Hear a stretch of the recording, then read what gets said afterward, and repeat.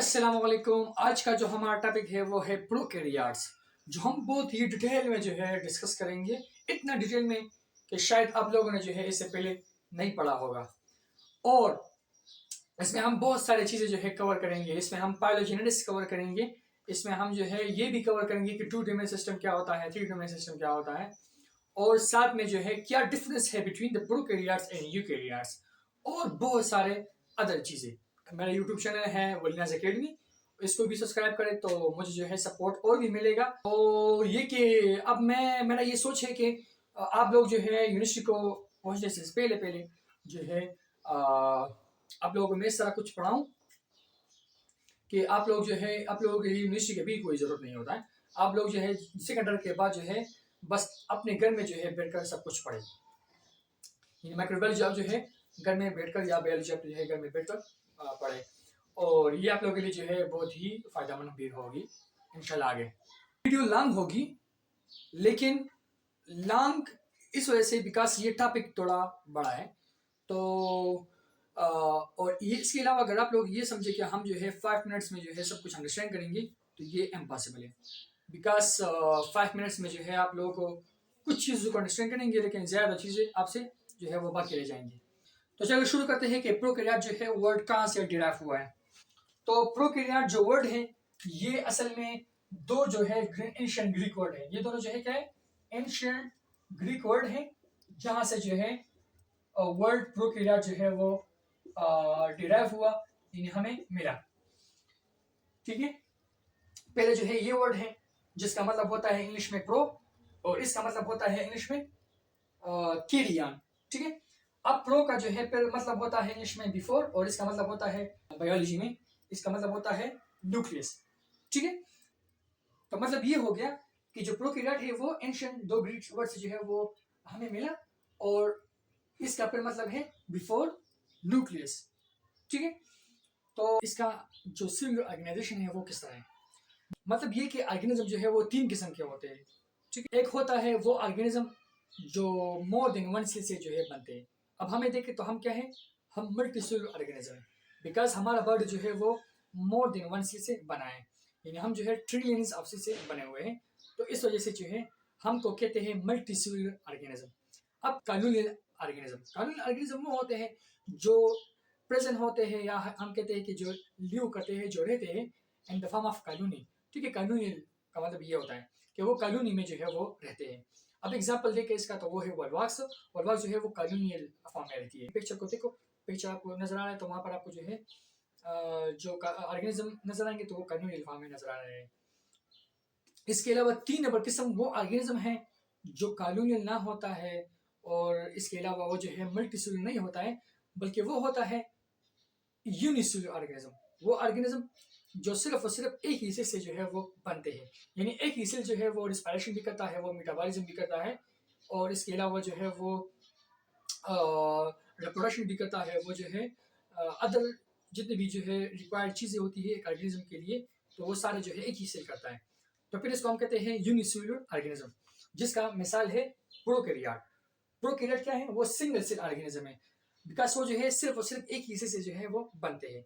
ठीक है, अब ये जो सिंगल सेल ऑर्गेनिज्म होता है, तो इसमें इस सिंगल सेल में जो है न तो मेम्ब्रेन बाउंडेड ऑर्गेनेलिज होती है, यानी इसमें जो है कोई ऐसा ऑर्गेनेलिज नहीं है जिनके इर्द गिर्द जो है एक मेम्ब्रेन मौजूद है। अब ऑर्गेनेलिज क्या होती है, ये सेल में जो है बहुत सारे होती है, जिसका एग्जांपल हो सकता है एंडोप्लाज्मिक रेटिकुलम हो गया, गल्जी बॉडीज हो गया, इसके अलावा जो है माइटोकॉन्ड्रिया हो गया। तो ये सारे जो है वो ऑर्गेनेलिज है जिनके इर्द गिर्द जो है एक मेम्ब्रेन जो है वो मौजूद है। ठीक है, सेल में। अब ये जो प्रोकैरियोट है ना, तो ये तो सिंगल सेल है, एक सेल से बने हैं, और यहाँ इसमें जो है कोई ऑर्गेनेलिज आपको नजर नहीं आएंगे। ठीक है, कोई ऑर्गेनेलिज मेम्ब्रेन बाउंड ऑर्गेनेलिज नजर नहीं आएंगी, वो ऑर्गेनेलिज के ऊपर जो है वो मेम्ब्रेन है। इसके अलावा जो है इस जो ऑर्गेनिज्म है प्रोकैरियोट, तो इसमें जो है कोई न्यूक्लियस नहीं होता। That's why we call them prokaryote before nucleus, कि मतलब ये वो सेल है जिसमें जो है न्यूक्लियस नहीं होता, इस वजह से इसको हम कहते हैं प्रोकैरियोट। ओके, अभी हम जो है इसके एग्जांपल देते हैं, तो इसके एग्जांपल 2 है, एक होता है बैक्टीरिया, एक होता है आर्किया। अब अगर आप बैक्टीरिया को भी देखो और आर्किया को भी देखो, तो इन दोनों में आपको जो है कहीं भी आपको नजर नहीं आएगा कि न्यूक्लियस मौजूद है या जो है मेम्ब्रेन बाउंडेड ऑर्गेनेल्स मौजूद है। अब यहाँ पर देखो, आपको कोई ऑर्गेनेल नजर आ रही है? नहीं, यहाँ पर कोई ऑर्गेनेल्स नहीं है। आर्किया में देखो, कोई ऑर्गेनेल्स है? नहीं है। कोई न्यूक्लियस है? नहीं है। ठीक है। अब यहाँ पर जो डीएनए होगा ना, तो वो एक सेंटर में मौजूद होगा। ठीक है, बिल्कुल सेंटर में जो है वो मौजूद होगा बैक्टीरिया में। और ये जो सेंटर है जहां पर डीएनए मौजूद है, इसको हम कहते हैं न्यूक्लियोइड। क्या कहते हैं इसको? न्यूक्लियोइड। ठीक है। अब यहां पर भी जो डीएनए होती है वो भी कुछ सेंटर में मौजूद होती है, तो इसको भी हम कहते हैं, जहां पर जो है डीएनए मौजूद है इसको हम कहते हैं न्यूक्लियोइड। ठीक है। तो ये दोनों जो है डबल स्ट्रैंडेड डीएनए होती है। ठीक है। तो मींस डेट यहां पर कोई न्यूक्लियस नहीं है। समझ गए? तो प्रोकैरियोट में क्या होता है? न्यूक्लियस मौजूद नहीं होता। आगे देखो, तो आपको यहाँ पर कोई ऑर्गेनेल्स नजर नहीं आएंगे। ठीक है, कोई ऑर्गेनेल्स आपको नजर नहीं आएंगे। आपको क्या आपको जो है माइटोकॉन्ड्रिया नजर आ रहा है? नहीं। एंडोप्लाज्मिक रेटिकुलम नजर आ रहा है? नहीं। गोल्गी बॉडी नजर आ रहा है? नहीं। ठीक है। यहाँ पर देखो तो आपको कोई नजर नहीं आ रहा है। ठीक है, कुछ भी नजर नहीं आ रहा है, बल्कि आपको अधिक चीजें नजर आ रही है, लेकिन आपको ना तो मेम्ब्रेन बाउंड ऑर्गेनेल्स नजर आ रही है और ना आपको जो है न्यूक्लियस नजर आ रहा है। So that's why we call this both prokaryote. वो सेल जिनमें जो है मेम्ब्रेन बाउंड ऑर्गेनेल्स नहीं होती, तो इसको हम कहेंगे कि ये जो है प्रोकैरियोट है। तब बैक्टीरिया भी जो है प्रोकैरियोट है और आर्किया भी जो है प्रोकैरियोट है। ठीक है। अब यहाँ पर जो है आपको दो चीजें नजर आती है, तीन चीजें। एक राइबोसोम नजर आ रहा है, एक आपके साथ जो है यहाँ पर भी राइबोसोम नजर आ रहा है, यहाँ पर जो है प्लाज्मिड नजर आ रहा है, यहाँ भी प्लाज्मिड नजर आ रहा है, और सेंटर में जो है जिसको हम कहते हैं न्यूक्लियोइड, तो यहाँ पर आपको जो है डबल स्ट्रैंडेड डीएनए नजर आ रही है। और सेल वॉल पहले मेम्ब्रेन है, या हम कहते हैं पहले जो है वो लेयर है, और इसके बाद जो है दूसरा जो लेयर है तो वो सेल मेम्ब्रेन है। ठीक है। तो ये हो गया प्रोकैरियोट के। प्रोकैरियोट क्या होते हैं? प्रोकैरियोट वो ऑर्गेनिज्म होती है जो संघ से होती है, जिनमें न्यूक्लियस नहीं होता, जिनमें जो है मेम्ब्रेन बाउंड ऑर्गेनेल्स नहीं होती, और साथ में जो है इसमें जो सेंटर होता है जहां पर डीएनए मौजूद होती है, इसको हम कहते हैं न्यूक्लियोइड। ठीक है, हो गया। अब हम आगे अंडरस्टैंड करते हैं अदर टॉपिक्स को। ठीक है। अभी हम जो है क्लासिफिकेशन सिस्टम को थोड़ा अंडरस्टैंड करते हैं, फिर इसके बाद जो है अदर चीजों की तरफ आएंगे। तो स्टार्ट में जो है जो ऑल लिविंग ऑर्गेनिज्म थी, तो सारों को जो है क्या किया, टू सुपर किंगडम में जो है डिवाइड किया गया।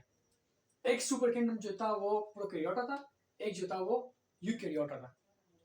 प्रोकैरियोटा में जो है वो ऑर्गेनिज्म को रखा गया जिनके इनसाइड, जिनके जो सेल था और वो इनसाइड, उनमें जो है कोई न्यूक्लियस मौजूद नहीं था।